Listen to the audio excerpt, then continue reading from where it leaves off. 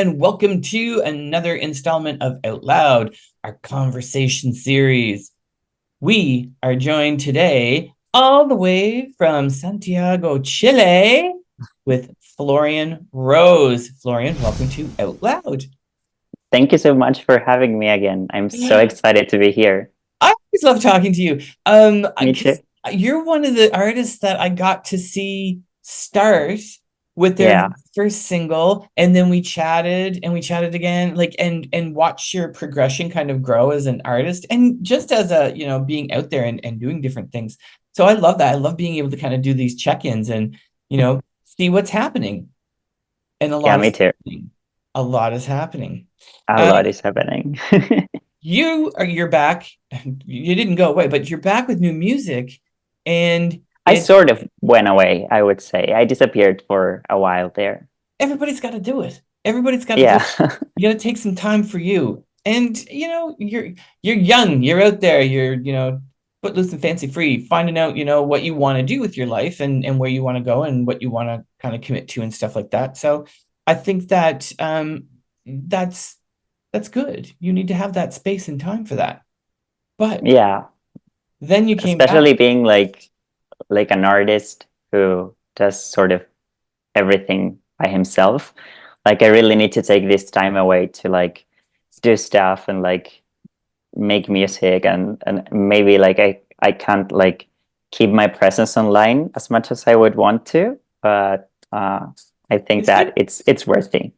but it's good for you too for your mental health because we Yeah, both know that absolutely. That social too. media can be a little bit of a browbeater. Yeah. But you're back, and what you came back with is a brand new album called Pomegranate Boy, Yeah. which is the same as your very first original single. Um, Hmm. this is a full album. This is not like I have 6 songs that I've collected and I'm going to put them together and call it an album. This is what's come before, but a whole lot of new, a whole lot of new. 12 Yes. songs. 7 are new. Is that right? Yeah, I always think about it like it's 11 songs, but what happened is that I was very into experimenting with music and stuff. So I had this song that had like an almost a minute like intro at the beginning, and I decided to cut it and sort of make it like a little short palette cleanser before the two last songs on the record. So that's why there are 12, but like full-fledged songs, I would count them as 11. Okay, so there's six, I guess. So there's the snippet, the palette cleanser, we'll call it, and and 6 brand new songs, and not it's like they're from different worlds. A lot of these songs, Yeah, and which is exciting because it really does show your progression in terms of like as an artist, but it thank also you. has a good smattering of everything. I've already told you that I Want Them All is I love that. I think it's great. I'm like I really dig it. And it's kind of fun to be able to kind of go through and I'm looking at the track listing in that, and I love the fact that you and the album with a song called Red Jacket, because red is so prominent in all of your, I mean, Pomegranate, Yes. was where it kind of started, but red has been a color that's been so prominent. Tell us about the hiatus. You had the 5 songs, you had 5 songs out, you had Hmm. 8 Bit, and you had Pomegranate Boy, and then you had the Summer Dreams EP. Summer Nights Summer EP, Nights, yeah. sorry. And then you took a bit of a hiatus and then came back with all this new music. So tell us all about where have you been? How have you been pulling it together? Give, give us the lowdown. Yeah, so I guess everything started on 2020 with Pomegranate Boy. Then I don't know if it was that same year that I released 8-Bit Dreams. Then it was the EP that I think that I don't know if I like eloped a year or something like there. But yeah, the last thing that I released was this cover of When Stefani's Cool. Um, that it was some like a moment where I didn't really had like new material, and I was like I want to still be relevant and do things, and I was going through a bit of like a rough breakup back then, and this song to me that I have listened to that song since I was a kid. I was like, I need to sort of do this to accompany my process of grieving after, like, you know, like this huge breakup. And then I was like, well, I sort of ran out of money, and I was like, okay, I need to get like a full-time job, you know. And I started working somewhere, and then all of my sort of creative, because I am a designer, you know that. Um, that's sort of my day job. So all of my creative juices there were onto this full-time job, and I tried to do as much as I could, but it was very little in regards to like working on my project, like music project, and it took me a while, and then I quit that job because I said I need to like have this record finished, you know, like make it actually like something tangible, you know. And that's how it sort of came to be, like the final version of the story that I wanted to tell since 2020. There was like this very autobiographic album, which is, to me, it feels like a slice of life, you know, or like a coming of age sort of short film about myself and my thoughts, and some fantastic, or not fantastic, but like fictional aspects um, there in the mix as well. So yeah, that is what really is Pomegranate Boy, the record. It's well, so as I already mentioned, it is not in one lane.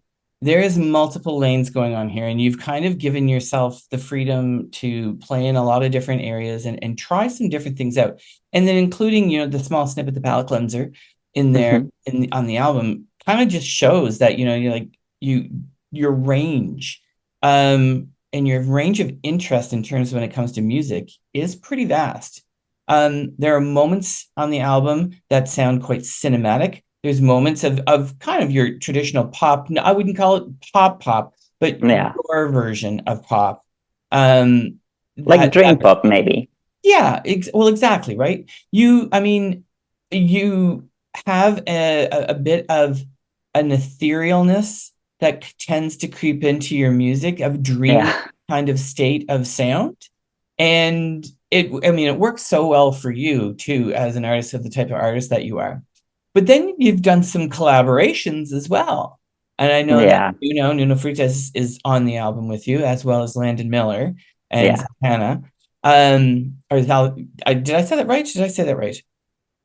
Salaton, I don't know how to Salatin. pronounce it actually, but Um, so you've done some collaborations, which then brought in other elements of yeah, sound into your music. So it's absolutely. a real full scope kind of, you know, packaged presentation of I guess, of who you are as an artist and your interests. Is there, with the new music, or I Mm-hmm. guess maybe the better way to say it is, from what you had come before and what was new, was there stuff that you tried to kind of get away from, that you knew that you wanted to go in certain directions you didn't kind of want to repeat? Was there a challenge there for you on that, to kind of be creative but not reproduce, I guess, what it is that you've already done? Yeah, I guess that's a very good question. So congratulations on that one. I really like that question. I think that, well, you know, I started actually making music on 2020 or 2019 probably, because I had to have something before the first release.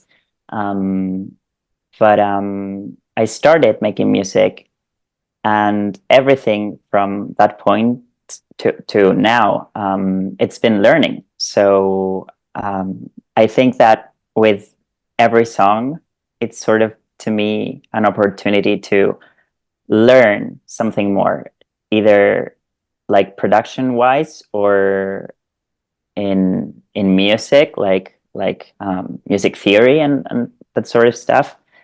And well, lyrically and everything, it's like every song to me is just like this new challenge where I don't want any song to be like the last one, Mm. you know. And it's probably weird because I think that the album has like a sonic or music progression that it actually sounds very together and very like an album, but also like every song is sort of their own thing, their own like subgenre in and of themselves.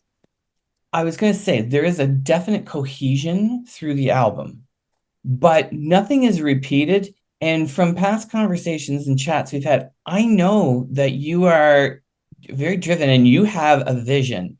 And as a Yeah. designer, you look at things and you scrutinize it over and over again. So I'm sure that that was something like as you were kind of going through this that you kind of kept going back and forth to. So that's why I asked that, because I know that's Yeah. probably something, even when you talked about like, making videos and the photos and knowing exactly what you want and how you want it to be precise, because you do have that design element in your bloodstream, that Hmm. moving into this as you're kind of learning, I'm sure it was, you probably, annoyed yourself maybe at times, but also were just very focused on, the end product. Yeah, absolutely. I would say I annoy myself most of the time with that. But yeah, and this time, what happened sort of different from before is that well, of course, I invited Nuno to work on this song, but also I started making more connections in like the Chilean music world, and I started working with a friend who helped me actually like mix or mix again, you know, the old songs and the new ones, like mix them better and have like this sort of train my ear to these differences in like frequencies and stuff that is like very technical. And he's a musician, so he knows about that. And Joseto Contreras, hi to him if he ever sees this. He actually recorded the guitars on the second song. Oh, That to me is a very special song because it's sort of like an homage to that old anime vibe, like 80s and 90s anime. mhm. That as I was telling you, like this album is sort of very autobiographic. So anime was this huge part of my life growing up, and I wanted to make like a song that sounded very like J-pop or like anime score, uh, like musically. And he did those guitars, and they turned out amazing. So and then I started working with a master engineer. She's kind of known here in Chile. Her name is Victoria Cordero, and she mastered the album, and that also sort of helped me learn of all of this process that I like to the date. I just have been doing them myself, you know. Um, but this time I had like more help in regards to that, and that was very amazing to the final result, I think.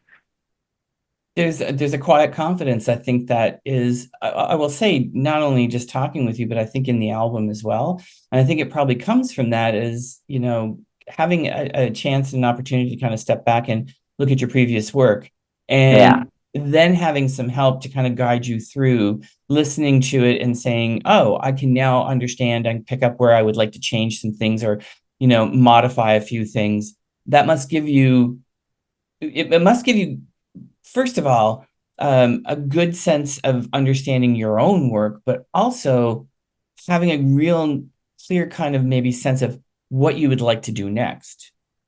absolutely. Yeah. And having those kinds of folks in your arsenal of a network, um, is really good to have. But I love the fact that you said you were learning, and it kind of helped to train your ear and that. And I think that that's something that we don't talk about that much, is just there is a whole process that's in there. And when you start at the beginning, you don't necessarily have all that knowledge. And as you meet people and you grow your network and you come into contact with folks, you learn, you pick up with those things. And it's important because not only are you growing as an artist, you know, writing and vocally and understanding who you want to be as an artist, you're picking up those technical pieces as well Yeah. that help with that confidence. I think I'm sure you probably do feel more confident, or am I putting words in your mouth? No, not at all. You're super duper right. Um, yeah, I think that, well, when I started, I was very insecure, and I sort of, when I showed like all the older songs to this friend, he was like you're hiding your voice too much. Like, why? Like, you should, like, there's all these like higher frequencies that are like muffled, and you need to like sort of like raise them. And I was like, yeah, that makes sense, because I was very sort of skeptical and vulnerable and like insecure about my voice when I started. So it was actually just like a logical, I think, decision to decide to actually hide it in the music. And when I presented it to him, he was like, no, like, you need to like lift all this like higher frequencies and just like make your voice like sound clearer and like sharper. And I had to work on that, and to be like, oh, like it makes me sort of cringe a little, but just like learn from that, and sort of like trust that someone else, and someone who cares for me, wouldn't let me do something that was actually bad or damaging to my Right. music. And I So think it was that therapeutic as well. I think that that confidence also probably provides you with some comfort in knowing that, as I mean, singing, I mean, some people are born and they're thrown into singing right away because they're singing, dancing around the house or whatnot, and it Mm-hmm. becomes an automatic thing. Even if a lot of us are actors, or we like to, be have the attention on us or whatnot, singing is such a judgmental world, Yes. that it is really it it's a very vulnerable place to be and to put yourself into when you start to become a vocalist. Even myself, and I've been in theater, and I, have done karaoke, we'll say. It's kind of like when it's on purpose and when it's to do something really important, like you're actually singing, it's a very vulnerable position to be in. So growing out of that, I think it's great that you're picking up on all these things and you're hearing all those things and finding that confidence, because your voice is your instrument, Yeah. and knowing how it can work. And I mean, this isn't a course in how to sing or anything like that, but I think that knowing that is it allows you, and it opens up more doors and directions for you to go in with your music. That's what I'm trying to say. Uh, Yes, absolutely. on that, because you have such beautiful sounding when you speak in your own language. It is just sounds like, just everything. Um, do you think you will ever record in your own language? Not really, No? but I don't want to say no. You never know what's gonna happen. I have the like the aim to leave my country this year, Mhm. hopefully. I'm still not sure where I'm gonna end up, but I don't know what's gonna happen with me when I leave, and if I'm gonna like miss certain things, and because like it's just all I know. Yeah. So when I find myself in a different place, I don't know who will I become, or what things I will start missing, or if I'm gonna want to start like writing in Spanish, when those feelings start, to like appear. But right now, where I'm at, I would say no, just because I think that I very deliberately decided that I wanted to write music in English, and that I wanted to, because I learned English in school. It's like the second language, um, of Chile, in a way. Every school has like English on their program. So I wanted to do something with that, and just not let it die after graduating. And Um, We talked about that too a little bit about how English is so widespread. It Yeah, is a bit of before. it's a bit of a help for artists. I think that the rest of us, the rest of the world, we need to embrace playing and supporting non-English language music because there's some Yeah. great music out there. But I can totally understand where you're coming from, especially if as an artist who you want to, work in different kind of fields. Yeah. Yeah, absolutely. No, but I think that there is like an interesting topic of conversation in there. Also, if you wanted to like, I don't know, like analyze why have I taken those decisions, I think that there's like a very interesting story to be unfolded in there, not just uh, like in regards to me, but like people around the world who maybe take the same decision and or who want to be part of like this greater conversation that's taking place out there. And the international language is English, whether we like it or not. So yeah, That's a very fair point. Thinking about how that greater conversation, and I don't want to use the word assimilate, but it is more acclimatize yourself into a position to be able to fit in or find a space in that greater conversation.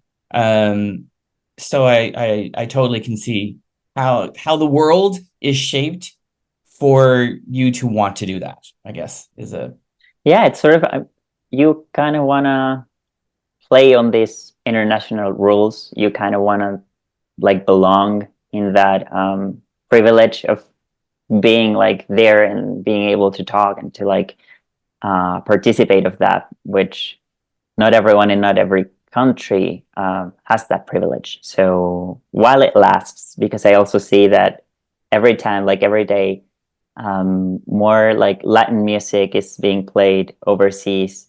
Um, there's like this whole like reggaeton industry yeah. happening out there, and Spanish I think is every day it's more like into the mainstream. You know, there's Rosalia in Spain, and she's like this huge thing in LA and everywhere. So we're slowly, well, not me because I'm not singing in Spanish, but the community is slowly like opening up a path in there. Yeah. It is, and I think that there's certain spots, especially in North America, when you think about Miami and you think about Yeah. California and certain spots where Spanish language is really a part of what's happening in the natural fabric of things. So there's definitely spaces for it. So you're not sure where you're going to go. Your plan is to go somewhere. So that's exciting and probably scary kind of step forward number one. Where do you want to where would you like your music to go, I guess is what would you like to, what areas would you like to kind of like step into of sounds or different styles?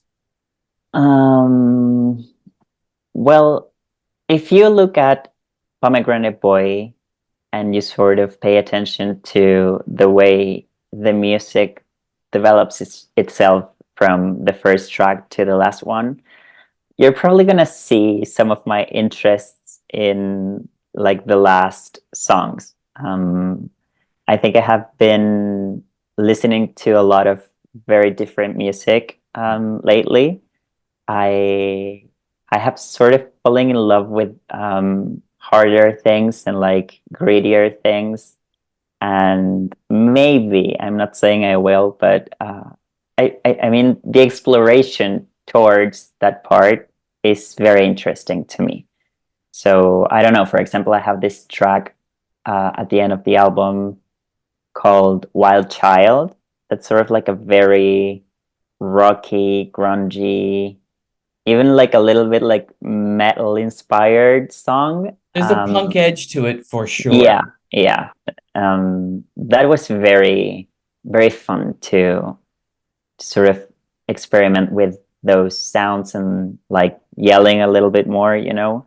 That was very entertaining to me. So I don't know, maybe I'm gonna go like deeper towards that that vibe or that sound, or maybe not. I don't know. I was picking up on that, and I was curious if that was like something an itch you needed to scratch, or if it was something where it's kind of like, you know what, if I get to play in that world a little bit more, if I get to create in that edgier sound and those, there's, when I say dark, I don't necessarily mean sad, but there's darker tones that are there. There's a darker edge to it. It's Yeah. very bright.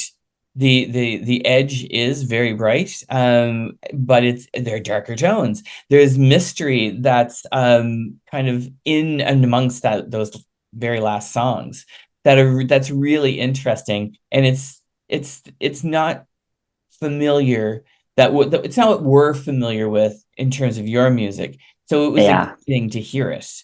And I think that, there's something to be said for that kind of exploration.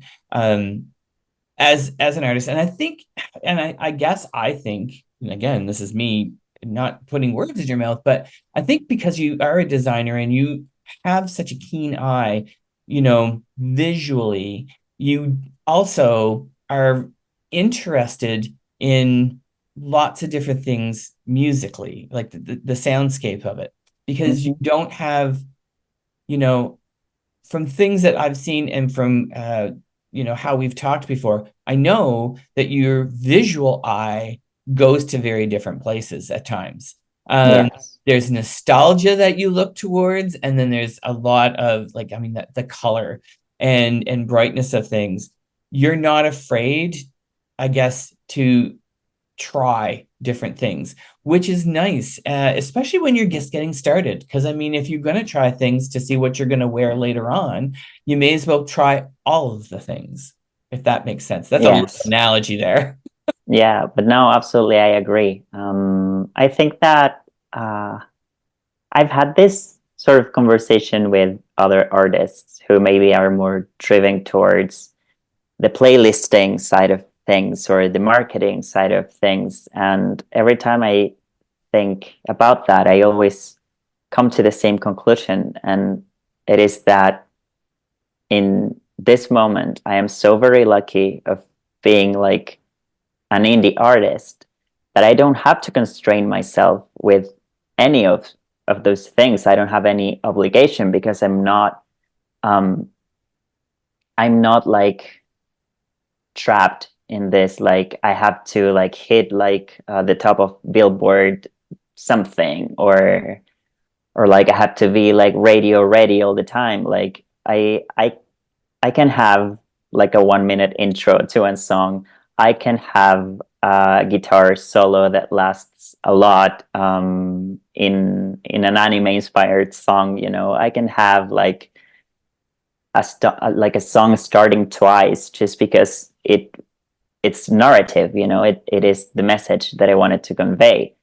And I find like a lot of like delight in doing that, like being able to just do what I want, and as you said before, sort of like scratch an itch or something like that. It's yeah, like I just want to do everything that I can do, and I want to keep myself from being bored for as long as possible. Well, you're far from boring. Thank And you. so if you're getting bored with your own stuff, I don't see how, because even with your imagery and your photos, they're very, you know who you are, you know what you want to put out there and how you want to represent it.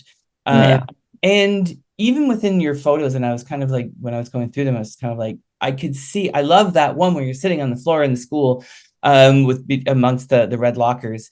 But then there's the one that's just, it's kind of all red and you're behind, and it's not even face on. And sorry folks, you're gonna have to find these photos to see them. And I'm well, gonna publish them soon. yeah, there's one where it's kind of like you're almost like you're looking over your shoulder, but you're behind a fence, or a Yeah. window kind of grate, and everything's red.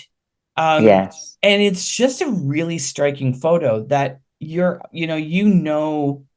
who you are. You know what you want to represent, how you want it to represent you. And you're not afraid of trying different things, and you're not afraid of everything not being glossy. But when you do the glossy, Yes. doing something like that, you know how to nail it. Because Thank all you. the visuals are always so appealing. And I'm like, I find it exciting that a young artist, and again, it comes from that design aspect, I'm sure. Yeah, And you probably being hard on yourself, it's kind of like, I want it to be like this.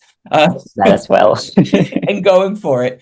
But I find that exciting because you you you challenge yourself to keep things, and I guess from a design aspect, on brand, but the brand isn't one dimensional, if that's fair.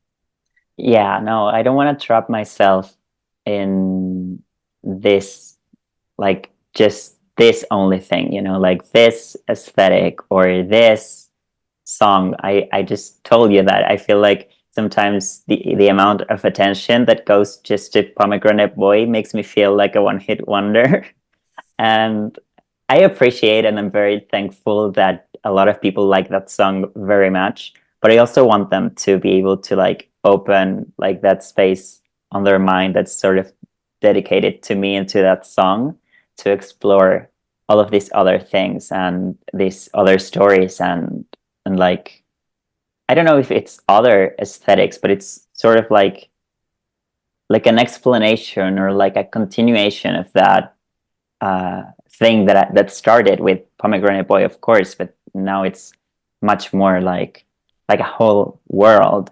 And you were just talking about the photographs and the images that I sent you, and I wanna say thank you to my lovely sister because she was the photographer.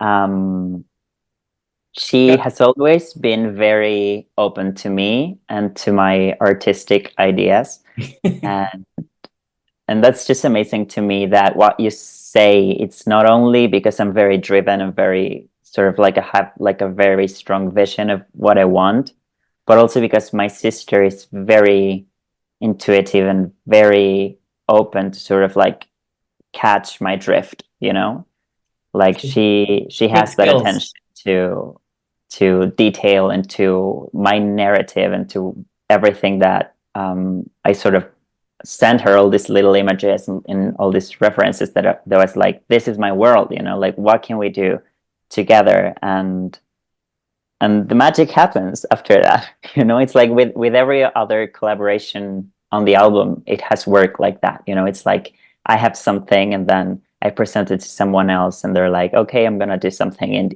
they just ace at what they do. Nuno or Landon or Erica, like everybody that's worked with me, I think that always puts their best on the collaboration, and I love that. Well, your sister has some great skills, because the photos are great.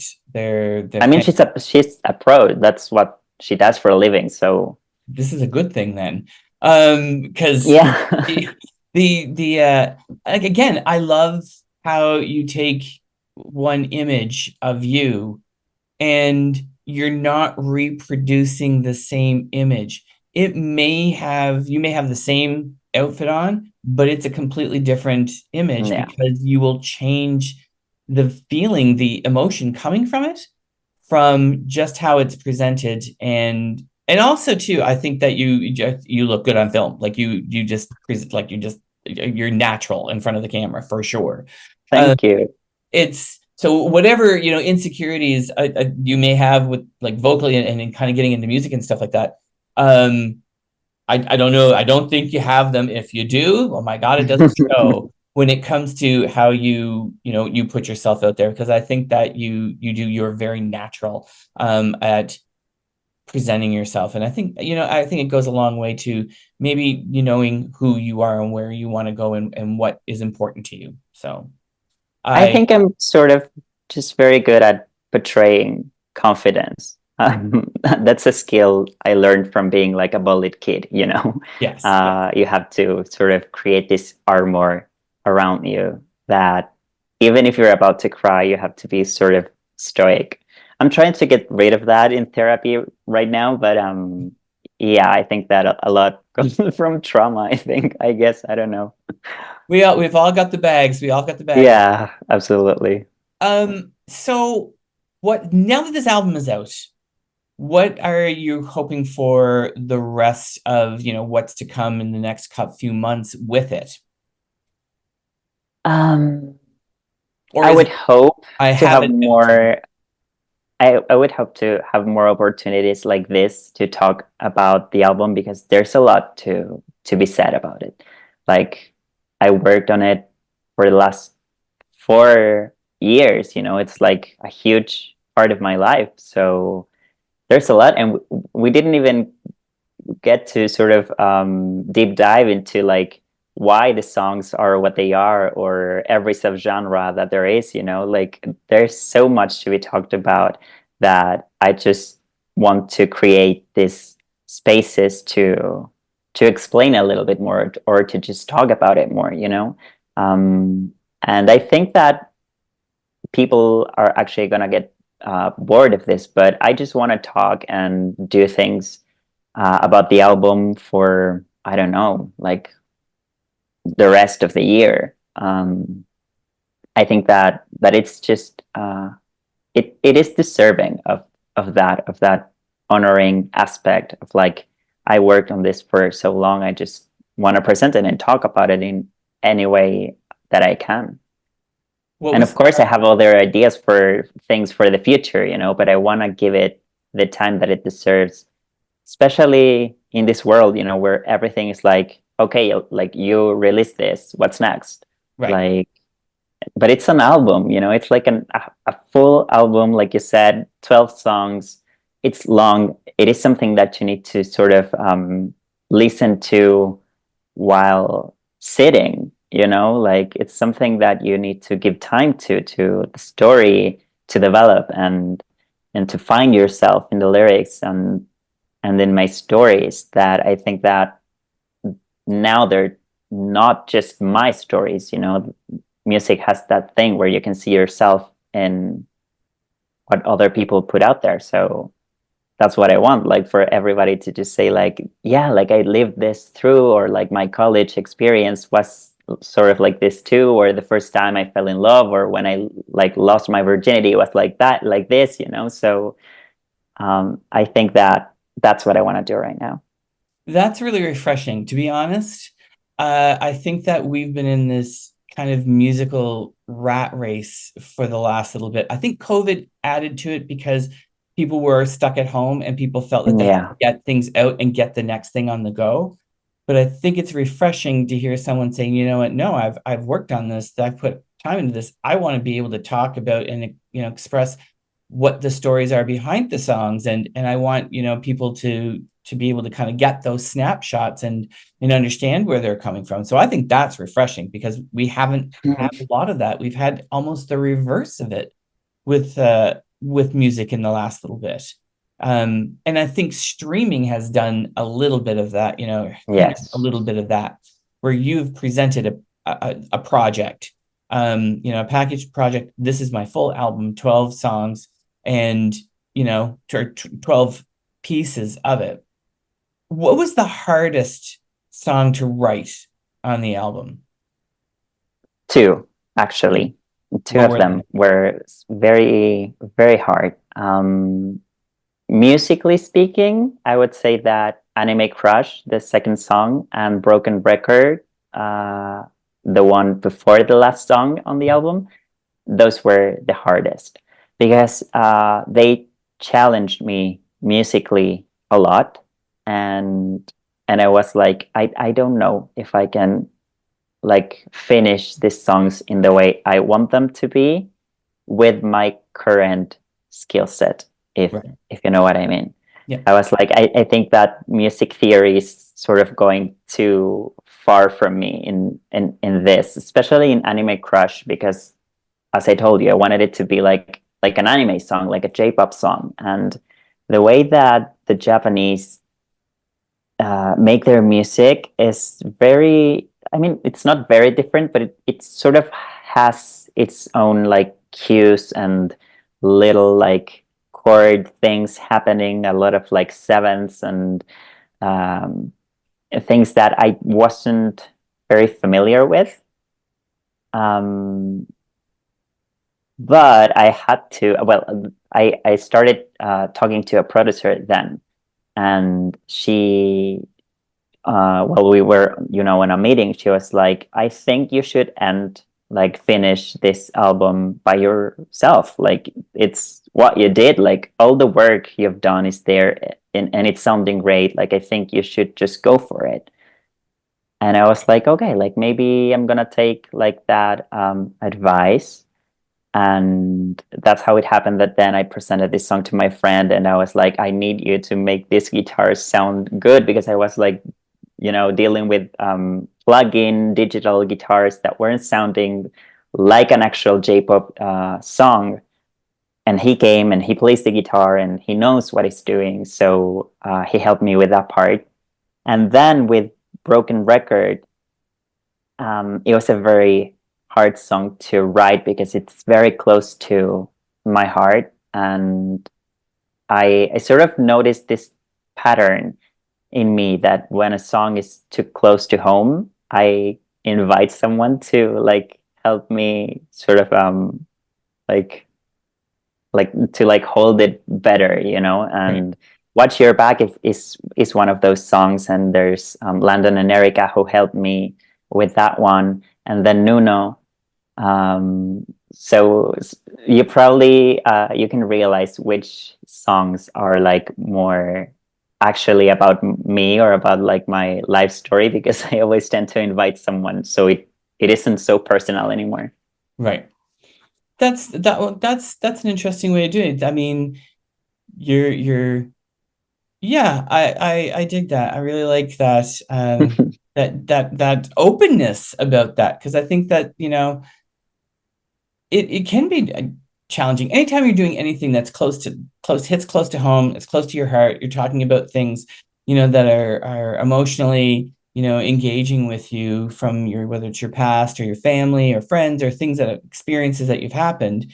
Um, it can be almost too much that you stall, that you may need, to not dilute it, but you know what I mean, make it a little bit more Yeah, it's open. diluting it in a way, Yeah, to make it a little bit more, I think, or open to sharing more the people. burden. I don't know. Yeah. That's another great way of looking at it too. You're inviting folks to work on it with you, and it's something that is very personal for you, but you're inviting them in because, I mean, maybe there is something incredibly cathartic about sharing what it Yeah. is, the experience, so that somebody else can maybe have another take on it or add something to it that helps you move along, if that makes sense. Yeah, absolutely. It does. To me, it just was like very, it was like hidden, I didn't do that on purpose. But looking back now, I can say like, yeah, like that's sort of what all of these songs have in common. It's that I sort of called someone else to be there, to help me like open that space or to share this uh, burden. And I think that's something amazing to be able to do, because I always think of myself when something is too just like too emotional or too like close to my heart, whether I will be able or not to sing about that like Right. live, like on a stage, or if I'm gonna start crying. So after that, I think that there's like a lot of sort of like water under the bridge, when you start to look at that song with this different light, with this more of like thinking about it as something that's like a piece of like art or work, or that someone else also had something to do with it. It's not so yours anymore. It's like it belongs to more people. And that helps me to sort of lift that like that burden, or those intense feelings. You had mentioned earlier that, you had gone through a bad breakup, and so that obviously, going into writing a lot of this music and creating things, was probably, there and around you all the time, and as you're going through things. So would you say that the final product, and actually getting through it and getting things written and out, is cathartic for you, that it does help with, some of the things that you've experienced, that you've been able to kind of put it down and say, okay, I've written about it and I've had people kind of help me with it. Has it helped you, I guess, in through this process? Yes, but not in that regard, because I don't think there's a lot of my um, sort of like that past breakup or Right. that relationship. There's not much of that in the record. Um, but there are other aspects that happen sort of around that time. A lot more to do with like friendship and like people like coming to my life, leaving from my life, and especially in the last song. The last song is just about that, just like about finding yourself alone in this like new way of like reliving your life, you know, like after having to sort of having this rock bottom experience, then when you have to sort of get yourself together and like build yourself again, and you find yourself alone, or maybe like you have to make like a new group of friends, or um like start like creating a life for yourself, because the life that you used to live now, um like someone's missing, or a lot of people are missing. um that is something that I think is very strongly on the record, not just on that last song, but sort of in everyone, or the newer ones, if you will. Yeah, no, I think you've created I think you've created a vehicle for others, but also for yourself, uh, Yeah. kind of moving forward. And I think that there's something really kind of beautiful in that. And I think that that's art, right? That's why you Yes. create art. And it's, not everything is not everything is created just for the students, for the numbers. No, a lot of the times, if you're fortunate and it happens, that's great. But a lot of times art is created because there's so much that's happening and this is your way to, talk about it, to get it out there, but also to share it and be a space for others who have experienced things to find themselves and find the connections in there that hopefully it helps them and gives them that booster or helps them move forward as well. Yes, I think that if there's anything to be learned, I don't know, or if anything, but learned from the record, is that like that you can sort of rebuild yourself after a lot of weird, bad experiences. Because I mean, to be honest, the record is not like super happy, you know. Like I showed it to my mom when I had like finished it, and she was like very like moved, and she said to me like these songs are from like a person who had like a very intense life. Like these are very sad songs. And I was like, yeah, yes, I know, and yes, that's my life to an extent. But also, I just don't want to freeze them into that sentiment. You know, it's not just these sad songs to cry all the time. There's also a lot of party, and there's also like a lot of sassiness and like friskiness, and there's a lot of like sexual aspects in certain songs. Others that are more like naive and sort of invite you to this like lovely feeling of like being in love for the first time, or and it's just like life, you know. There's just like this myriad of intense feelings throughout the album that I think that ultimately they're like this embrace of life itself, and of feelings, and everything that can happen to either. I mean, I think about the record as a young person, because I wrote it based on my story as a wrote like a young person, you know. Yeah. So to I me, was gonna like the say, Florian inside the record is young, but it's not necessarily for younger audiences. it makes sense now to me. It's a bit of a coming of age kind of album. And the more Yeah. that you talk about that, the more that that makes sense. I think you get that in bits and pieces, but as you talk about it now, it really does kind of it kind of clicks and makes sense that it is a very coming of age. You started this when you were much younger, uh, Yeah. and you went through a lot of kind of firsts and new things and Yes. learning new things, and now coming out the other side. Not that you're this old sage wisdom wizard. It's just that you've learned and you've put that down in a way that it's if it had a cinematic quality to it, if it was on film, it would be a very coming of age story. Yes. I mean, that's the way that I always imagined it, as this short film, or like either slice of life or coming of age, like those type of genres or narrative elements. Um, and to me, it's very like from either like teenage years to like early adulthood, like in between 17 and like 27, if you will. Like the person that I think that I was on this fictionalized version of me in the album.